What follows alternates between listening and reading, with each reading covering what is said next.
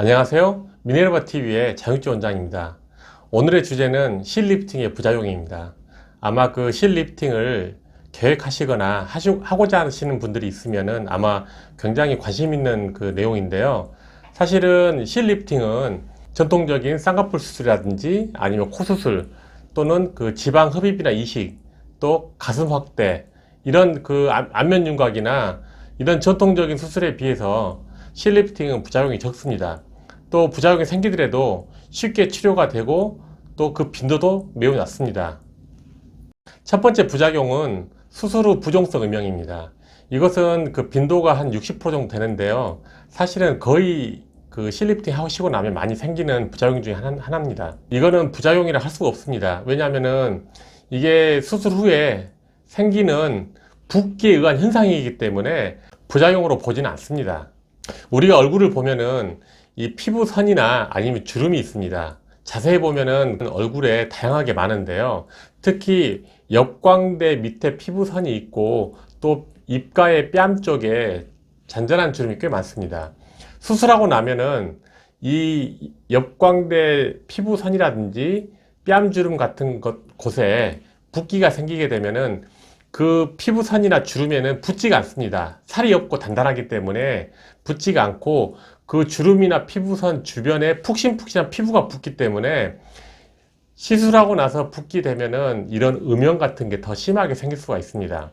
그래서 위치는 뺨이라든지 아니면 역광대 쪽으로 생길 수가 있는데요.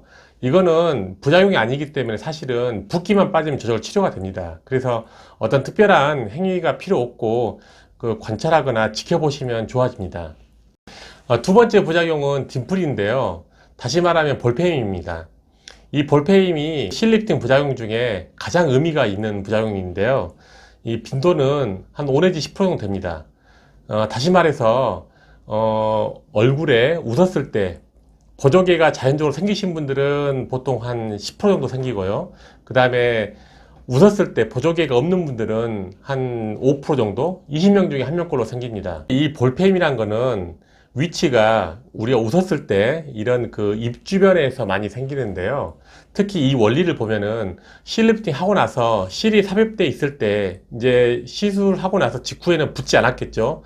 이 실이 삽입된 실이 피부를 잡고 있기 때문에 수술 후에 부주의하게 크게 웃었을 경우에 이제 이 표정근이 작용하게 되는 거죠.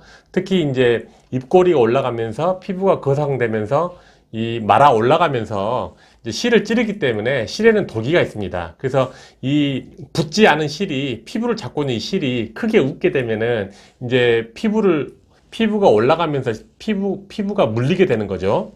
그러면서 생기는 현상이 딤플입니다. 다시 말해서 볼페임인 거죠. 그래서 볼페임은 이 웃음이라든지 표정에 의해서 생기기 때문에 대개 위치가 입꼬리라든지 팔자주름 옆에 많이 생깁니다. 사실 볼페임이 뺨 쪽에 생기진 않거든요. 사실 볼페임은 실리프팅에서 가장 말이 많고 고객분들이 가장 신경 쓰이시고 스트레스 받는 부작용 중에 하나입니다. 그래서 볼페임이 생기게 되면은 지체하지 마시고 시술 받은 선생님에게 가서 이제 말씀을 드리고 그걸 해결하는 게 중요합니다. 왜냐하면은 이 볼페임을 처치를 하게 되면은 5초 내지 10초면 해결이 됩니다. 근데 이제 이거를 수술 방관하고 이제 기다리라고 해서 계속 기다리게 되고 시간이 오래 걸리게 되면은 볼페임을 해결하는데 또 좀 많은 힘이 들어가고, 두 번째는 이제 이 볼페임이 너무 오랫동안 방치하게 되면 실하고 완전히 붙어서 딤플이, 그러니까 보조개가 될 수 있습니다. 녹무실이야 이제 녹으니까 사실은 이제 오랫동안 그 딤플이 있어도 사실은 떨어지기 때문에 괜찮은 거고, 이제 안 녹는 실 같은 경우는 이제 딤플이 생기면은 빨리 해결하는 게 중요합니다. 세 번째는 피부 요철 현상입니다. 말 그대로 이제 피부 요철 현상이라는 거는 피부가 이제 울퉁불퉁하게 생기는 건데요. 이제 이거는 그 시술 후에 보통 빈도가 한 60% 정도 발현이 됩니다. 그러니까 대개는 이제 녹는 실보다는 이렇게 강하게 끄집어 당기는 녹지 않은 실 리프팅 후에 그 발생할 수 있는데요. 사실은 그 원리를 보게 되면은 우리가 리프팅 할 때 이렇게 풀 방식, 끄집어 당기는 방식, 되게 녹지 않은 실 리프팅에서 많이 하는 방법인데요.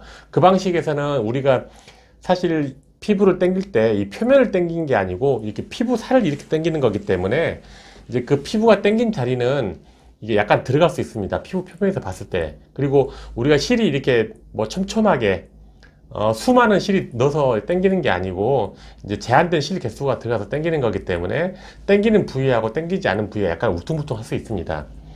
그래서 이제 피부 요철 현상 같은 경우는 위치가 입꼬리 주변보다는 이 뺨 쪽에 많이 생깁니다. 실이 지나가는 뺨 쪽에. 이 피부 요철 현상은 치료하실 필요는 없습니다. 그냥 둬도 그 부종성 음영과 같이 붓기가 빠지면서 좋아집니다. 걱정하실 필요는 없고요. 요즘은 이제 그 엘라스틱 군 같은 이제 이렇게 그 실을 거는 방식 같은 경우는 그 피부 요철 현상이 좀 깊게 생기는 경우가 있는데 그 또한 시간이 지나면 많이 좋아집니다. 이 네 번째 부작용은 실 돌출 현상입니다. 이 부작용은 사실은 그 빈도로 따지면은 1% 이하거든요. 흔하게 생기는 그 부작용은 아닌데요. 특히 이제 그 피부가 얇으신 분이라든지 아니면은 얼굴에 어떤 그 표정이 많은 직업을 가지신 분이라든지 성격이 쾌활하신 분들, 이런 분들은 이제 실이 자리 잡기 전에 많이 움직여서 실이 표면에 도출되는 경우가 있는데요. 대개 이제 수술 직후에는 나타나지 않고 보통 몇 달이나 또 간혹 몇 년 후에 실이 도출되는 경우가 있습니다. 아주 희귀하게 입안에서도 실이 도출되는 경우가 있는데요. 입안이 예민하기 때문에 입안에 실이 도출되게 되면 사실 그 고객분들이 바로 병원에 오시게 됩니다. 그래서 이 실 돌출 현상은 저희가 뭐 보통 1분 이내에 그 해결하기 때문에 사실 걱정하실 필요는 없는 부작용입니다. 다섯 번째 이제 부작용은 염증이 있습니다. 이 실리프팅 후에 염증이 생기는 경우가 있는데요. 이 또한 빈도는 1% 이하로 굉장히 낮습니다. 이 실리프팅 후 염증은 주로 녹는실에 많이 생기는데요. 안 녹는실에는 염증은 거의 안 생깁니다. 사실 이 녹는실 리프팅 하고 나서 염증 생기는 경우는 정말 주의 있게 봐야 됩니다. 만약에 염증에 의심될 만한 증세가 있으면은 병원에 가셔가지고 빨리 해결 보는 게 좋습니다. 예를 들면은 녹는실 리프팅 하고 나서 뭐 이게 염증이 생기면은 이게 거기에 국한하지 않고 이게 뿌리를 내리거든요. 브랜칭 된다고 하죠. 그래서 이제 한 곳에 염증이 있으면은 이 뺨을 타고 이제 내려가서 여러 가지 장가지를 만들어서 퍼지기 때문에 이게 굉장히 무섭고요. 두 번째는 이게 염증이 퍼지다 보면 한 곳에 이제 또 모여가지고 이제 농양이 되는 경우가 있습니다. 그래서 이 실리프팅 후에 염증이 생기게 되면은 빨리 그 오염된 실을 제거하고 배농을 해야 됩니다. 하지만은 이제 이게 너무 오래 해결이 안 되고 질질 끌다가 이제 그 실을 제거해야 되는데 실이 녹는 실이기 때문에 한 2, 3개월 지나면 이 실을 잡아 당기려고 이게 제거를 시도하면은 이게 이제 흐물흐물해지면서 제거가 안 되는 경우가 있거든요. 그래서 이게 가장 큰 문제인데요. 흉이 생기지 않아야 되기 때문에 실 리프팅 후에 염증이 의심되면 빨리 치료받는 게 좋습니다. 녹는실 후에 염증이 생겨서 진행되더라도 좀 이거를 전문적으로 처리할 수 있는 그 의사를 만나서 빨리 해결해야만이 노양이 생겼더라도 잘 제거되고 또 치료를 잘 받으면은 흉터 없이 잘 치료할 수 있습니다. 여섯 번째 부작용으로 일명 유과종이라는 게 있습니다. 유과종. 이 유과종이라는 거는 되게 이제 그 빈도는 1% 이하로 흔한 건 아닙니다. 근데 이게 이제 생기는 이유는 어떤 실끝이 피부의 어떤 진피층이라든지 피부 표피층을 계속 자극해가지고 그 섬유화 조직이라든지 그런 반응 조직이 생겨가지고 흉터처럼 이게 커지는 경우가 있는데요. 이 또한 실을 제거해서 어떤 피부를 자극하는 원인을 제거해주면은 천천히 원래 피부대로 돌아옵니다. 일곱 번째 부작용으로는 만성 통증이 있습니다. 대개는 이제 녹는 실보다는 녹지 않은 실에 이게 있는데요. 사실은 그 빈도가 한 5% 정도 됩니다. 아주 적진 않은데요. 사실 녹지 않은 실 리프팅 하고 나면은 이제 이 측두부에서 실을 계속 잡고 있기 때문에 녹는 실이 아니고 계속 그 처지려고 하는 피부를 잡고 있기 때문에 긴장감이 생길 수가 있습니다. 사실은 정말 일상생활 하기 힘들 정도로 그 어떤 만성 통증을 해결하시려고 오시는 분이 희귀하게 있습니다. 보통 제 경험상 한 0.1% 되거든요. 다시 말해서 한 1000명당 1명꼴로 녹지 않은 실 리프팅 하신 분들 중에 1000명당 1명꼴로 있습니다. 이분들 제가 그 실을 거의 100% 가깝게 실을 제거하는데요.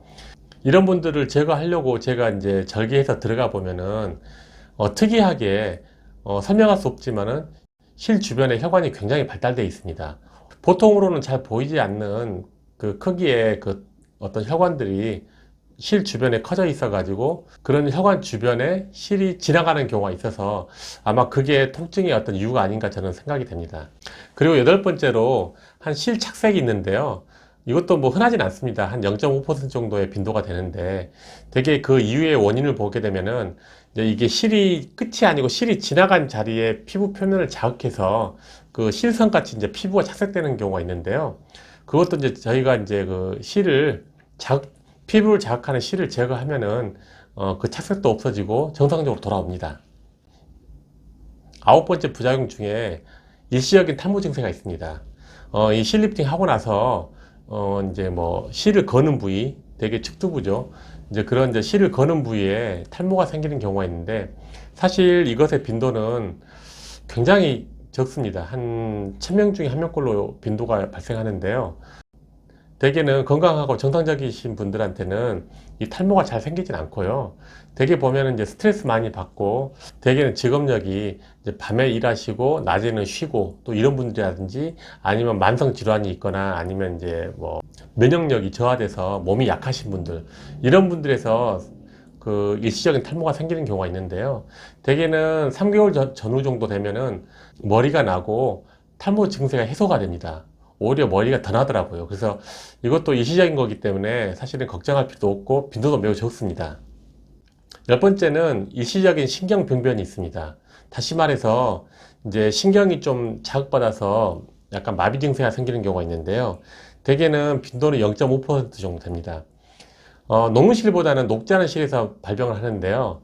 사실은 이제 그 생기는 군이 정해져 있습니다. 예를 들면은 안면 윤곽이나 사각턱 절제술을 하시는 분들입니다. 왜냐하면은 원래는 하악신경이 이렇게 그 사각턱 뼈 안으로 지나가는데 사각턱 뼈를 여기 앵글, 여기 모서리를 깎게 되면은 이 하악신경이 노출될 수가 있습니다. 그래서 우리가 목선 리프팅 할 때 이렇게 실이 이렇게 목선 따라서 지나가는데요. 그 목선 리프팅한 실이 그 노출된 신경을 누르고 있기 때문에 일시적인 신경 병변이 생길 수 있는데요. 이런 경우 이제 그 고객분들한테 여쭤보시면은 본인은 불편하지 않는데 이제 말할 때 자꾸 입이 삐뚤어지기 때문에 주변에서 지적질을 한다 그런 말씀을 많이 하시거든요. 그래서 이제 저희가 이제 신경 손상을 보기 위해서 짱구처럼 입안에 공기를 모아보라든지 아니면은 우하고 입술을 모아보라고 합니다. 그럼 다 되거든요. 그래서 저희가 이제 이게 목선 리프팅한 실이 신경을 누르고 있는 거기 때문에 이게 신경이 잘린 게 아니거든요. 그래서 이제 일시적인 신경 변변이기 때문에 이 또한 2달이 지나면 원래대로 회복이 됩니다. 되게 시간이 되면은 돌아오는 증세들이기 때문에 너무 걱정하실 필요는 없습니다. 마지막으로 11번째로 가성 낭종이나 낭종이 생길 수 있는데요. 좀 생소하실지 모르겠지만은 실리프팅 하고 나서 꽤 오랜 시간이 지나서 아주 희귀하게 증세를 호소하시는 분들이 있는데요.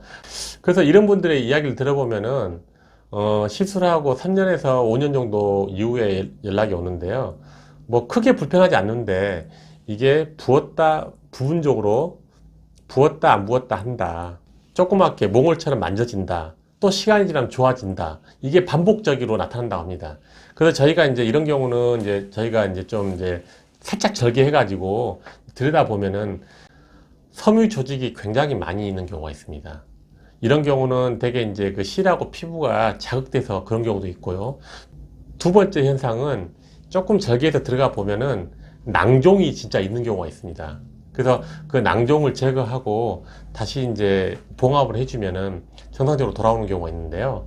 이때도 저희가 그 주변에 자극되는 실을 제거해 줍니다. 같이.